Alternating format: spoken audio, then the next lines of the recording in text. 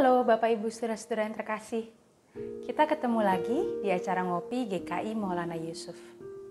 Bapak Ibu Saudara, apakah Anda termasuk orang yang sulit fokus? Apakah pikiran Anda seringkali melompat dari hal yang satu ke hal yang lain dengan begitu cepat dan itu membuat Anda tidak bisa tenang, seringkali dirundung kecemasan atau kekhawatiran? Kalau memang itu yang terjadi, Bapak Ibu Saudara, kemungkinan Anda mengalami satu hal yang disebut sebagai monkey mind atau pikiran monyet. Seperti yang kita ketahui, Bapak Ibu Saudara, monyet memang hewan yang sangat lincah. Dia bisa berpindah dari satu pohon ke pohon yang lain, bergelantungan, bermain sana-sini. Dan gambaran inilah yang dipakai untuk menjelaskan seseorang yang pikirannya itu sulit sekali untuk bisa fokus. Ada hal yang satu belum selesai, langsung berpindah ke hal yang lain. Bapak Ibu Saudara, dalam kadar tertentu monkey mind ini sangat diperlukan supaya orang bisa berpikir kreatif. Saya pikir dunia ini juga bisa berkembang dengan sangat luas seperti sekarang karena kita punya lompatan-lompatan pemikiran yang out of the box begitu ya. Tetapi kalau pikiran monyet ini atau monkey mind ini tidak dikontrol, akan menjadi sesuatu yang juga sangat mengganggu, bahkan berbahaya untuk kehidupan kita sehari-hari. Orang akan cenderung merasa tidak tenang secara terus-menerus, dia cenderung merasa tidak puas, dia bisa saja ada secara fisik di satu tempat tetapi tidak mengalami situasi itu secara penuh karena sekali lagi pikirannya meloncat ke sana kemari. Bapak Ibu Saudara, dalam 1 Petrus 4 ayat yang ke-7b dikatakan demikian. Karena itu kuasailah dirimu dan jadilah tenang supaya kamu dapat berdoa.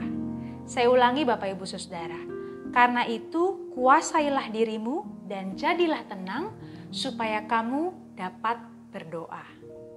Monkey mind seringkali menyeret kita ada pada masa lalu atau terus-menerus berpikir soal masa depan. Padahal Bapak Ibu Saudara, kita tahu bersama bahwa yang kita punya hanyalah hari ini. Yang kita punya hanyalah waktu ini, detik ini di mana kita berada. Maka menjadi tenang menurut firman Tuhan Bapak Ibu Saudara mengajak kita untuk menyadari kekinian, mengajak kita untuk menyadari apa yang kita punya sekarang. Kita percaya bahwa nafas kita yang sekarang, keberadaan kita yang sekarang adalah sesuatu yang merupakan anugerah dan kita diajak untuk merayakannya tanpa terlalu membebani diri dengan hal-hal yang tidak perlu. Bapak Ibu Saudara, saya tahu bahwa menguasai diri, menjadi tenang seringkali mudah untuk diucapkan tetapi sulit untuk dilakukan. Saya ingin berbagi sedikit tips yang saya peroleh juga dari satu video Bapak Ibu Saudara. Di video tersebut sang narasumber mengatakan untuk bisa mengatasi monkey mind, kita nggak perlu melawan.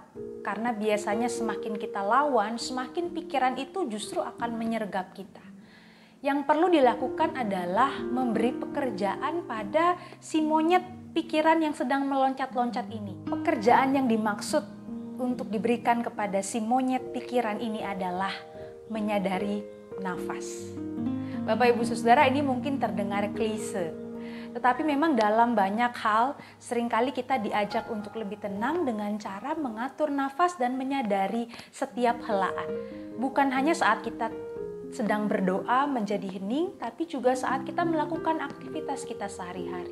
Saat kita mencuci piring, saat kita menulis sesuatu, saat kita berjalan-jalan, sadarilah setiap nafas yang Tuhan anugerahkan dan ternyata itu bisa menolong kita untuk membuat monkey mind kita lebih tenang. Yang tadi saya kemukakan hanyalah salah satu contoh Bapak Ibu Saudara.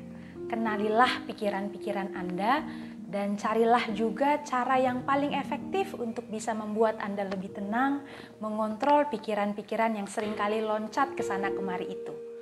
Marilah kita terus melatih diri kita untuk menjadi sadar terhadap apapun yang kita lakukan. sadar atas waktu yang saat ini Tuhan anugerahkan, dan terutama sadar bahwa apapun yang terjadi, kita ada dalam tangan Tuhan. Semoga keyakinan iman itu membuat pikiran-pikiran monyet kita menjadi lebih tenang. Selamat beraktivitas kembali Bapak Ibu Saudara, Tuhan bersama kita.